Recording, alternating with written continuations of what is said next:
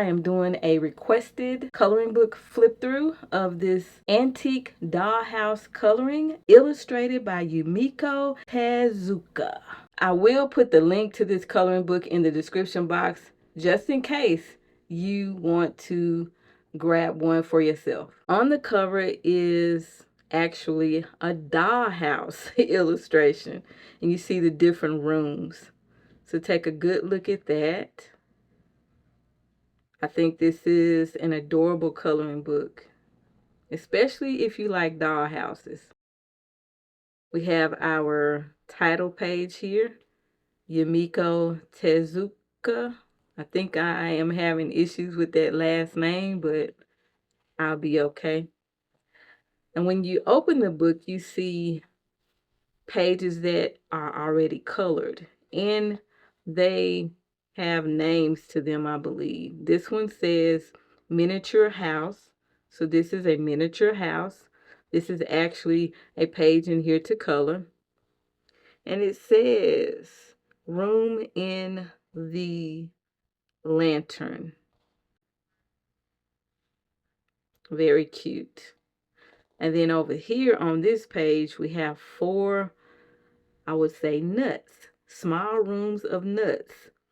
And these are little nuts that have a room inside it for the illustration that she has. I think this is so cute. And you have your little animals inside of the small rooms of nuts. Next page has to be turned this way. And this is a room. It says miniature shops, sweets, stores. And we have little sweets. This looks like a bakery. We have the little person there and the animal. So this is cute too. The next page is the house. And there is something here. It says Life of the Rabbits. So this is a dollhouse here that has rabbits inside each of the rooms. And let me show you up close. You can see there's a little rabbit in the bed here. And, it's nighttime. There's a little rabbit. I guess it's a rabbit on the shelf here. But these are the rooms for the rabbits. How cute. And then we have this one.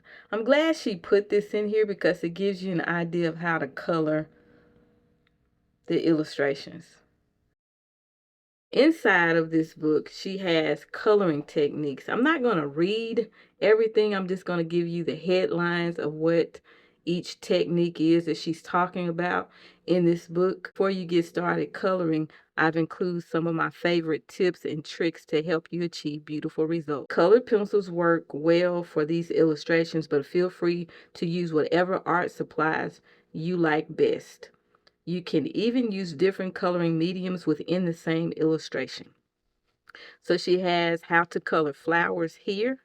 She gives you the steps. And you can see the picture. The next one is how to color light. The next one is how to color pastries. And she tells you the colors. Use light orange to create a base. She gives you the instructions there. How to color a scene, how to color people, how to color the antique look. She also has tips and tricks at the bottom of the page. Always start with the lightest colors, create subtle shading, test out your color scheme. And the next page, it says introduction. I'm not going to read all that, but if you want to read it, you can pause this video. But it is by the author of this book, illustrator Yumiko Tezuka. Now let's get into the pages here. I'm going to probably bring you in. I think you can see that pretty good. Yeah, you can. I may have to bring you up a little bit. And what I will do is bring the book up so that you can see it a little bit closer if need be. This is the first page, and it says The Classic House, 9 Rooms for Dolls, DOLLS. So we have a room here, a room there, a room here, here. Looks like a dressing room, little bathroom, bedroom, the sitting room, entryway, from what I'm thinking. Then the dining room. So there is a page for each of these little rooms to color. Here we go. On this page, on the back of each page, I forgot to say, it has start date, finish date, and your notes about the page you're coloring. Turning the page, this on the back of this page is the coloring page that's here with the 9 rooms, everything here, and it talks about the 9 rooms for dolls and what inspired her to do this. The pages in this book are not perforated, but it does have a sewn binding. So now we have our first room in the 9 rooms for the dolls, and this is the dressing room. And then turn the page. On the back of this page is information that you can put start date, finish date, notes about the coloring page, and a little miniature illustration of the dressing room and a little bit more information about the dressing room. The next one is the drawing room. This paper, I forgot to mention, it's kind of heavy. Yeah, it's heavy. It has a little bit of texture, but not a whole lot. I consider this pretty good paper. And then on the back of the dressing room, we have a miniature dressing room and where you can put the start and the finish date and your notes here. And she talks about the dressing room. This page here is the bedroom.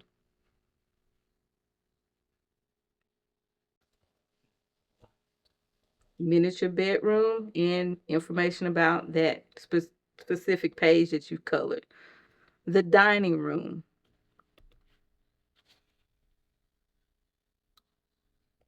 So it's like she broke out the rooms and gave you a peek, a big peek at the room that was in the dollhouse. Here we have the kitchen.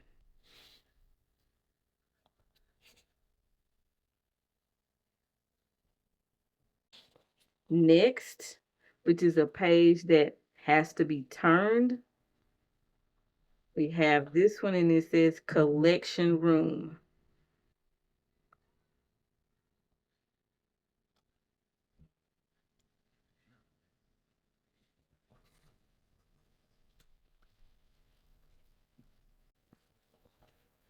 Next, we have miniature goods. We have a little umbrella teddy bear, baskets, suitcases, little floral wreaths, clothing, hats, plants. That's cute. Next, we have miniature house. It says room in the lantern. That was that little bitty one that we saw in the beginning. Well, it was in the beginning of the book that was already colored. Next page is inside the teapot. How cute. That is so cute. What I like about these illustrations is that there's not a lot of stuff going on, but it's just enough for me. It's right up my alley. That's that one. And then we have the small rooms of nuts. We have the little, it looks like little stuffed animal right there inside of the little room. These are shaped in like nuts, like a pecan or a walnut, and she just put a little room inside of it, which is cute. Very creative, I think. Next, we have the country house. Now, this is another house, and what she's going to do is break these rooms out, I do believe. Get a better look at this. This is called the country house. This one is miniature cottage. I was thinking that she would break the rooms out. I don't know. That's what I thought. But this is cute. I like this. The next page is miniature foods. We have miniature foods here. Carrots and looks like garlic, apples. Is that garlic or shallot? That's garlic right there. Looks like it. And we have miniature food here. I know that's cheese. That looks like bread. Okay.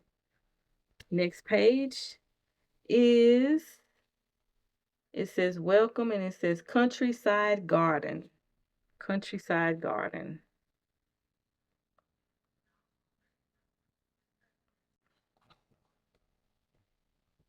The next page is the miniature sweet shops.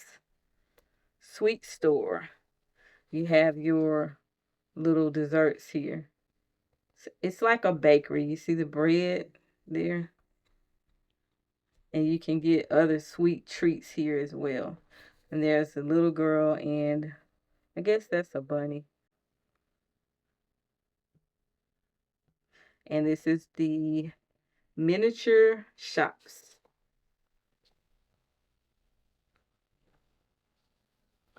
Next, we have the bookstore.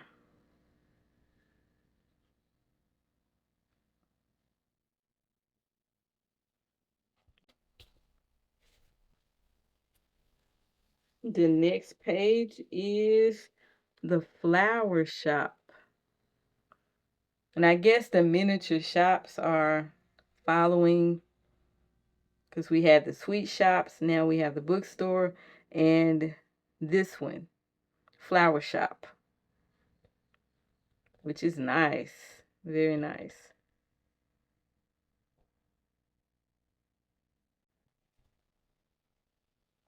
The next one is the knick-knack shop. You come here to get some knickknacks. You have musical instruments here.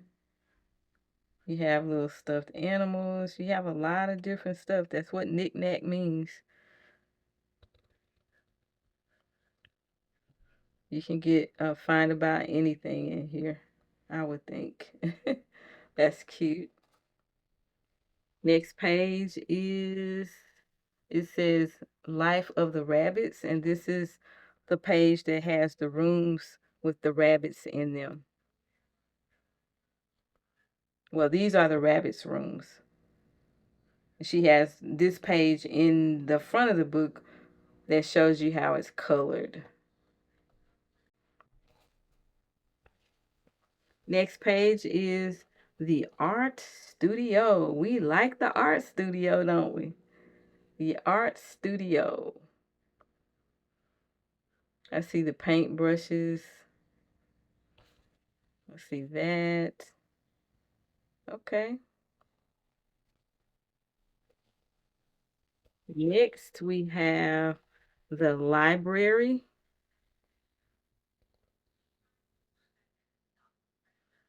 There are a few books over here. This is the library. Is that the card catalog?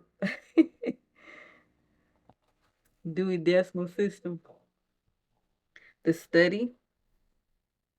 See your little globe there. And more books. It's the study. The dining room. and it has the title, The Dining Room.